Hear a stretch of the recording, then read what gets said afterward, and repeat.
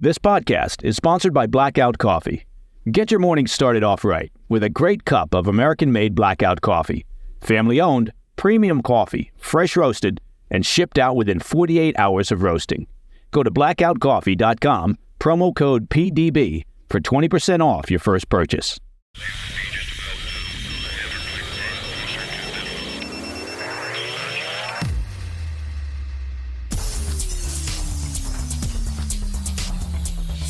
It's Thursday, 25 January. Welcome to the President's Daily Brief. I'm Mike Baker, your eyes and ears on the world stage. Let's get briefed.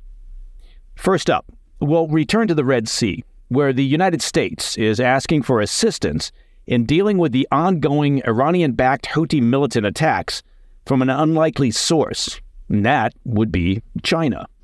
Later on in the program, Russia accuses Ukraine of shooting down a military plane carrying dozens of Ukrainian prisoners of war.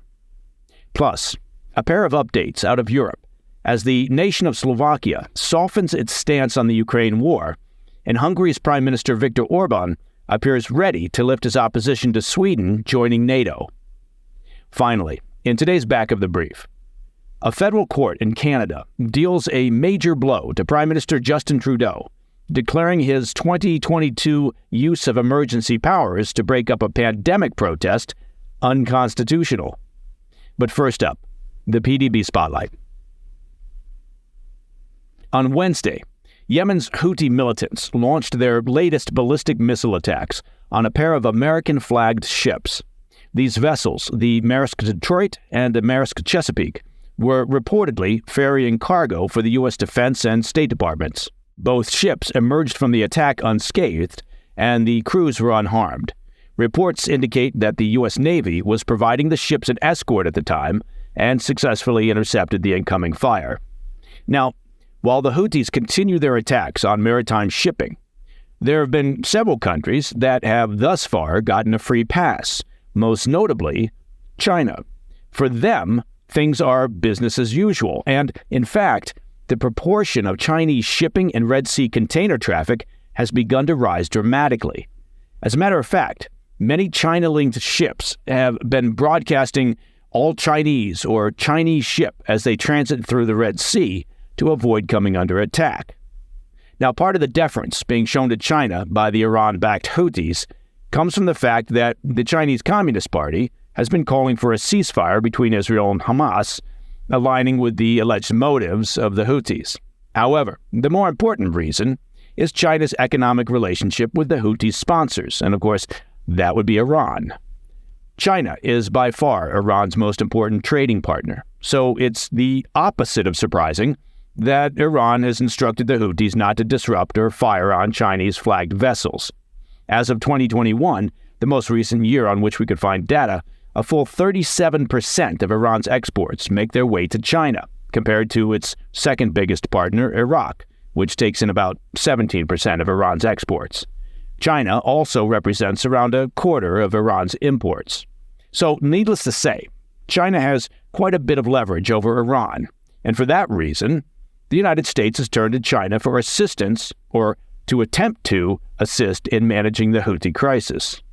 A new Financial Times report reveals that U.S. officials have implored China to persuade Tehran to control the Houthi militants responsible for the maritime attacks.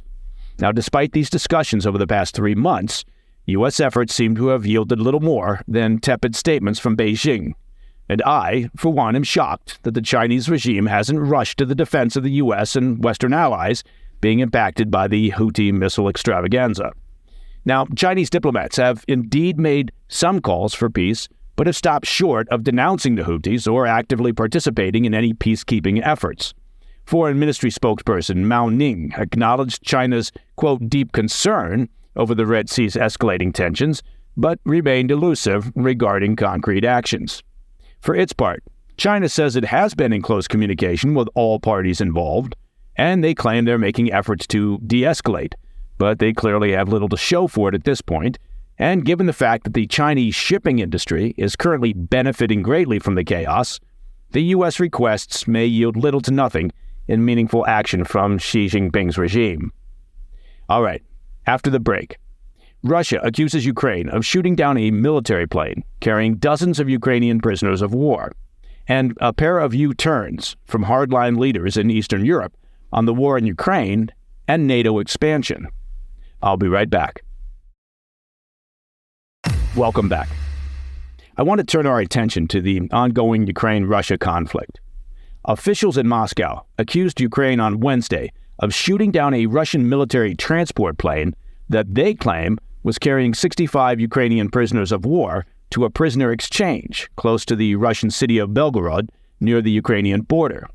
Russian officials called it a barbaric act of terrorism and said all 74 people aboard the plane, including the 65 Ukrainian prisoners, were killed in the strike. Officials had said that a prisoner exchange was set for Wednesday afternoon at a border checkpoint near Belgorod, according to Reuters. A statement from Ukraine's military intelligence appeared to tacitly acknowledge that they had indeed shot down the Ilyushin 76 military transport plane, though they did not directly admit to the action or comment on the alleged presence of Ukrainian POWs.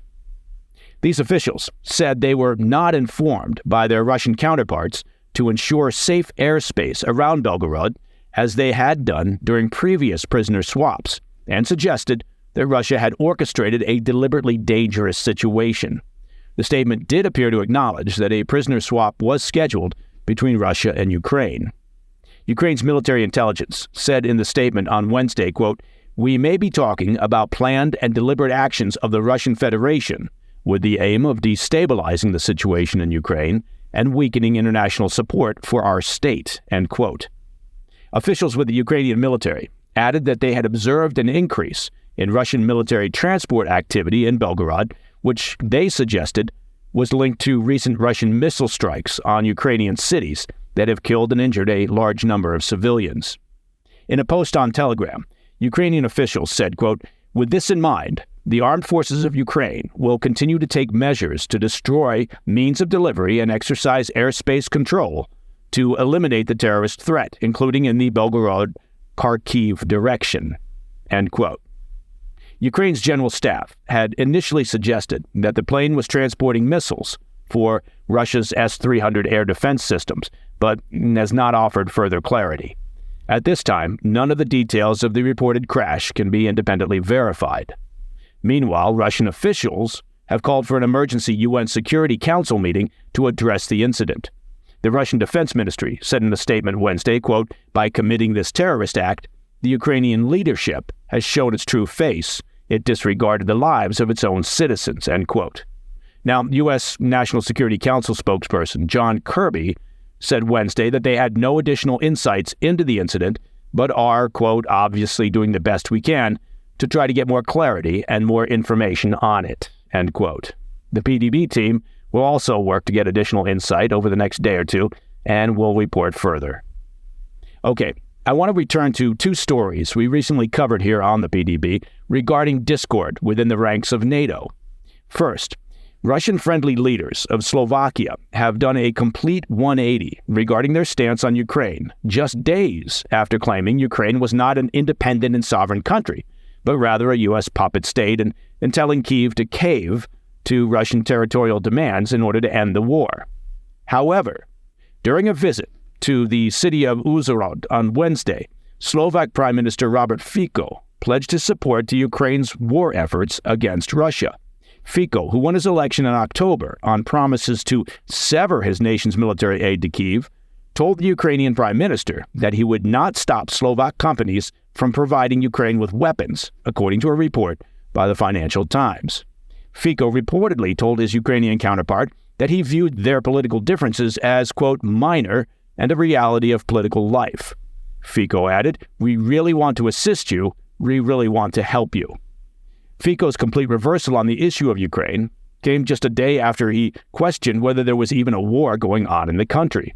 After a reporter asked him if the dangers of the war were behind him, traveling to Uzhhorod rather than the Ukrainian capital of Kyiv, Fico said, quote, "Do you really believe there's a war in Kyiv? I hope you're not being serious. Life is perfectly normal there," end quote. His bizarre statement came as a Russian missile attack on Kyiv and other Ukrainian cities on Tuesday morning left 18 civilians dead and more than 130 injured.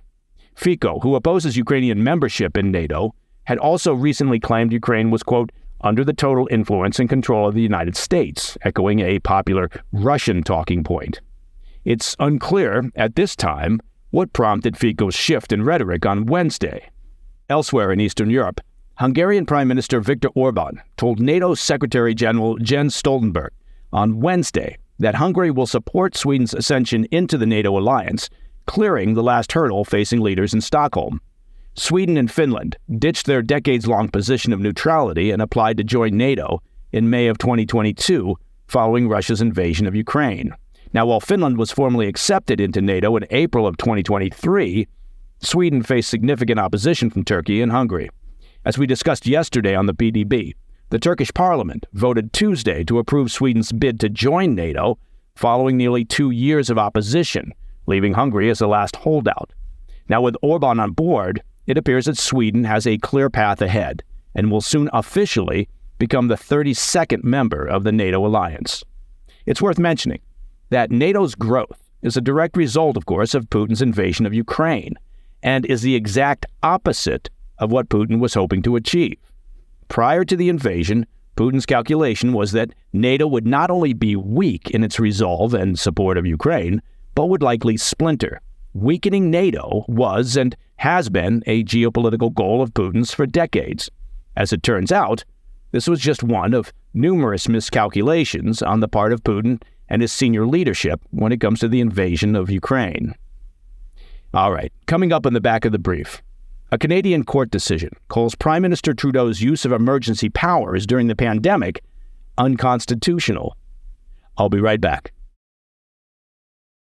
In today's back of the brief, we examine a significant legal challenge to the Canadian government's authority.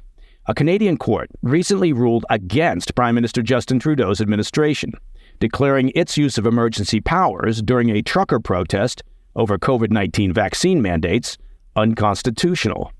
Let's rewind just a little bit here. Back in 2022, the streets of downtown Ottawa and several U.S.-Canada border crossings were swarmed by hundreds of trucks and other vehicles. Operators, expressing their frustration with vaccine mandates and pandemic-related restrictions, formed what was known as the Freedom Convoy. For 23 days, they brought traffic to a standstill, paralyzing downtown Ottawa.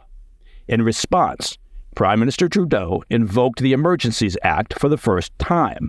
And this act granted the federal government temporary powers to quell the protests, including banning public assembly, restricting travel, and imposing financial sanctions on the protesters.